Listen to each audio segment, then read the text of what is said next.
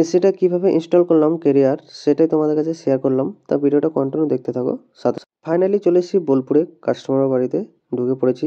তো ঢুকে দেখি career AC, second hand AC. তারপর ফুটোটা করে নিলাম, বেস প্লেট লাগানো হয়ে গেছে। খুব সুন্দরভাবে বেস প্লেটটা ক্যাপচার করেছি এখানটায়। তারপর চলে গেলাম ইনডোরটাকে খুব সুন্দরভাবে ঝুলাতে। ইনডোরটাকে ঝুলিয়ে দেওয়ার পরে তো অবশেষে একটু ফাঁকা ছিল, কেন বলো তো, দেয়ালটা একটু প্রবলেম ছিল। সেটা বড় কথা না, বড় কথাটা সলভ হয়ে গেছে। কাজটা খুব সুন্দরভাবে করেছি। মইটা দেখতে পাচ্ছ আমি চেপে পড়েছি খুব সুন্দরভাবে। তা কার কার এরকম এসি ইনস্টল করতে ভালো লাগে একটু কমেন্ট করবে।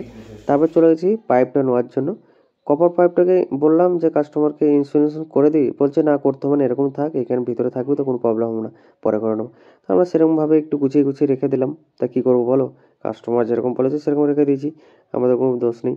তো এইখানটায় একটু দেয়ালে ভালো করে সুন্দরভাবে ঠেসিয়ে আমি একটু হাই ভ্যালো লাইক কমেন্ট শেয়ার করে নিও ভিডিওটা। তারপরে এসিটাকে ইনস্টল করার পরে চালানো হয়ে গেছে, চালিয়ে দিয়েছি খুব সুন্দরভাবে, তা দেখতেই পাচ্ছ। আর কেরিয়ার এসিটা গোটাটা এরকমভাবে কপার পাইপ বেরিয়ে রয়েছে, কী বলবো, বিচ্ছিরি লাগছিল দেখতে। কিছু করার নেই, যেরকম বলবে সেরকম করে দিতে হবে। কাজটা কেমন, আর কাজে মনের মতন হয়নি কেন, কাস্টমার যেরকম বলেছে সেরকম করে দিচ্ছি আমি, কিন্তু আমার একটু আর একটু ভালো হলে ভালো লাগতো। তা ভিডিওটা কে কোথা থেকে দেখছো একটু কমেন্ট করো, পাশে থেকো। Bye bye.